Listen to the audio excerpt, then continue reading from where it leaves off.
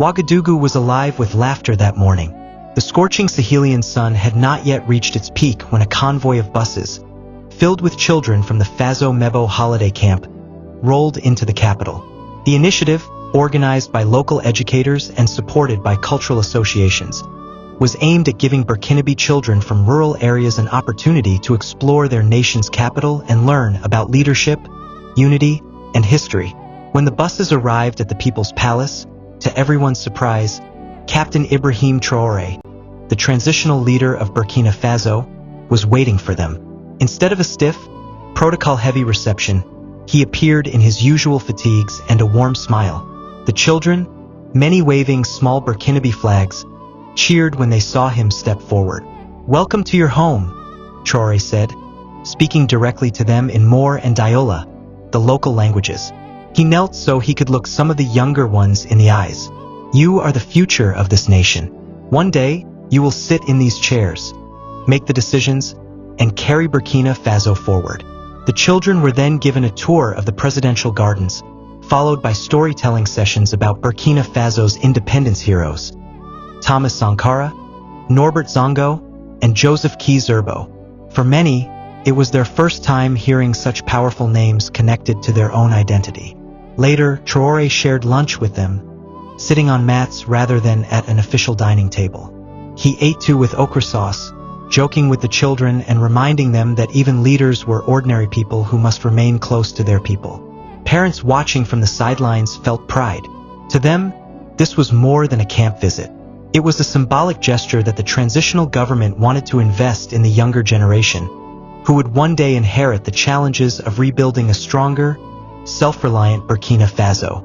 The sound of drums echoed as the children from Faso Mêbo camp marched into the square, their chants filling the air like a new anthem. Above them, a banner read, "L'avenir du Faso est dans vos mains, the future of Faso lies in your hands." Captain Traoré stepped forward, saluting them not as a general salutes soldiers, but as a father salutes his children. His voice carried through the open courtyard. "Every great tree begins as a small seed. You, the youth of Faso, are those seeds. Water yourselves with knowledge, strengthen yourselves with unity, and protect yourselves with dignity." The children clapped, some wide-eyed, others raising clenched fists, a symbol they had learned from stories of Sankara. Traoré invited them to sit in a semicircle while he shared a story of his own childhood, about how, as a young boy, he once dreamed of becoming a teacher, and how destiny later called him to defend his people.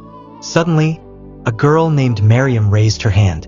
"Captain, can a girl also lead Faso one day?" Traoré smiled and stood in silence for a moment, then replied, "Yes, Miriam. Leadership has no gender. Courage has no age.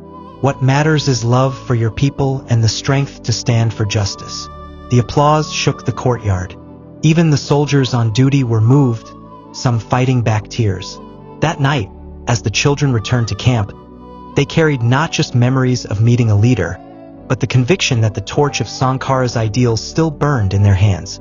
The story of these children and their encounter with Captain Traoré is just the beginning. Some of them would return home inspired to study harder, others to dream bigger. The holiday camp itself would grow, attracting more sponsors and becoming a symbol of youth empowerment across West Africa. But there was more to come, whispers of an even larger youth congress being planned in Ouagadougou, where Traoré intended to gather thousands of children and young leaders from across the Sahel to craft a charter of the future.